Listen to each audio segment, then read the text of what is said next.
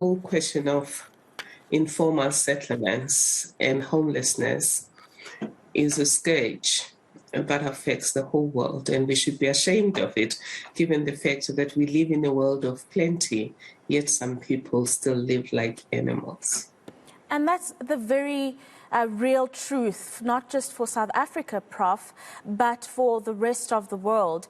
And of course, sharing insights with different people from different parts of the world is going to be absolutely critical for you to start to initiate the change here at home with those informal settlements, making sure there's food security, for example. Those engagements are going to be critical.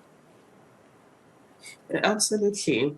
Firstly, I come into this group with much respect, knowing that I'm not an expert on housing, on informal settlements, and the issues that the Cities Alliance leadership tackles. But I bring with me the issue of justice, particularly social justice, and I see synergies with this. And you particularly correct that with the information that we will learn as we lead this process of Cities Alliance, we will use the same information to move the needle here in South Africa to make sure that there are better partnerships between government, business, and society to leave no one behind when it comes to housing and decent livelihoods.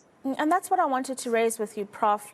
It might be a global organization that is impacting the lives of many in a positive way, but the changes that we are speaking about and the work that needs to be done cannot be done without active government participation as well. Absolutely. The crucial partners in the Cities Alliance are governments. So government is represented, including ours, by the Human Settlements Ministry. And then, of course, cities are represented, and business and society are important players. I do want to indicate that Cities Alliance is an initiative of our own Nelson Mandela. And therefore, much as we're going to benefit from this as being part of a group that is dedicated to change, we also have to pat ourselves on the back and say one of our iconic leaders had the vision to think that it takes a village to raise a child, but it also takes a village to create societies where no one is left behind. Mm-hmm. Prof, there are many, many things that are wrong, and I want to focus on South Africa at the moment. We are dealing with issues of climate change, the Eskom issues with the blackouts, the violent crime against women and children, and the list goes on. When you take into consideration all of those things that have an impact on poverty and the living situation of many people, as well as the lack of food security in many communities around the country, what are your thoughts on the future of development? Are you confident that alliances of this nature have the kind of power to fight past all of these negative things that I've just mentioned, which, by the way, are not exclusive to South Africa?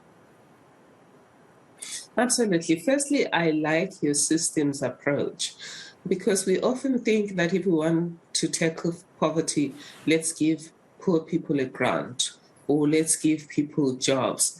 But you need a systems approach that makes sure that the community infrastructure in all zip codes or in all communities is adequate for a decent life, that there are decent schools, decent roads, decent stadiums, decent agricultural opportunities, because all of these work together to either make you poor or to give you prosperity, to either give you a decent life or a subhuman life.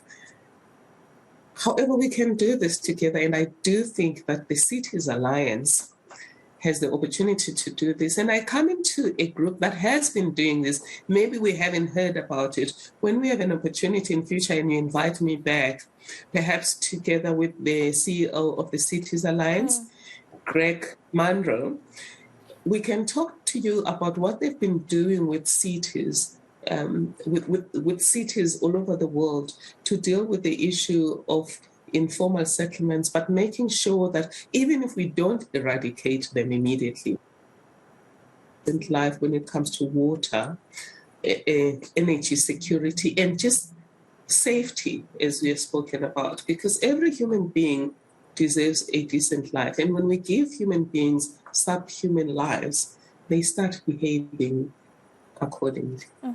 And then, Prof, just as a final thought from you, is there any specific area that you are excited to tackle, whether it be gender equal cities or the informal settlements that you refer to area, anything that excites you and that you really want to put quite a bit of effort into?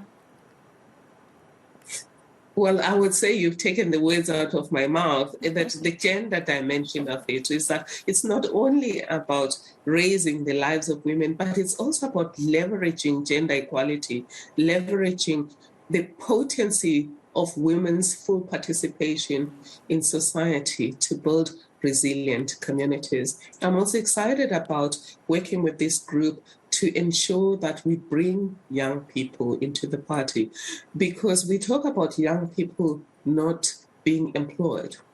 But as one lady, Miss Boy from Guguletu once said, there's always work.